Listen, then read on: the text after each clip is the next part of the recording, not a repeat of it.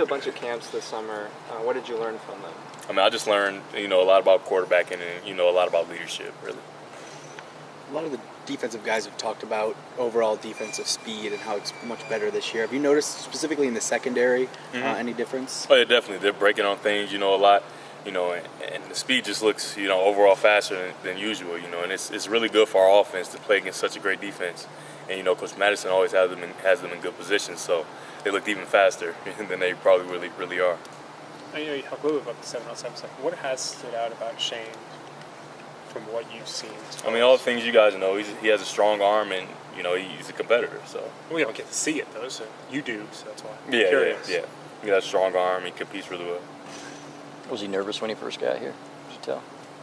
Doesn't seem like it. Didn't seem like it. If he was, he hit it well. So I don't think so. Working with the centers, are you comfortable with whoever's in there? Are you working pretty well with each one? Yeah, definitely. Each player comes in with his own motivation. Are you seeing? Does Fitz have something different than maybe anybody else on this team? I mean, I feel like since I've gotten here, Fitz has always seemed like he had like a chip on his shoulder. He dealt with a few injuries and things like that. And this last one, the biggest one, and he's just such an aggressive person and an aggressive competitor. And that's just Fitz. I feel like this injury might have boosted up just a little bit. He has something to prove this year.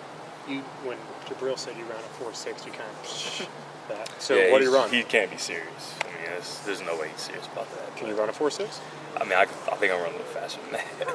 Oh, so you were as that was too slow versus too fast.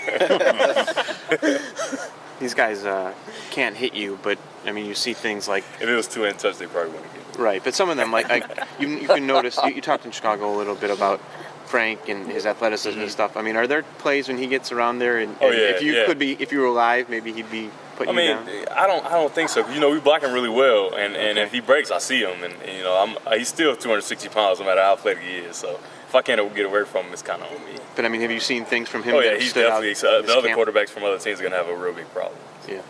I feel sorry for them. You talked to Denard at all? Yeah, I talked to him. I haven't talked to him lately since camp started about his number 10. I'm gonna call tonight though. Devin, we're going to keep asking about Shane, but can you make a case for Brian being the backup?